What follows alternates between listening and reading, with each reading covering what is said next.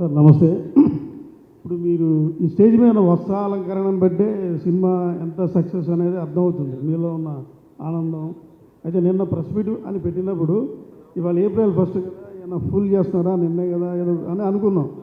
నాకైతే అనిపించింది అరే నిజంగా మేము ఈ యాంగిల్ ఆలోచించలేదబ్బా. ఎనీహో ఏప్రిల్ 1న మీరు ఏదో దేవాలయానికి ఏదో పూజ చేసి వచ్చినట్టుగా ఆహార్యాలు కనబడుతున్నాయి. All the best. అయితే ఇప్పుడు తెలుగు సినిమాల్లో మీరు ఏది తీసుకున్నా కుటుంబ కథలు ఓల్డ్ సినిమాల నుంచి వచ్చినాయి.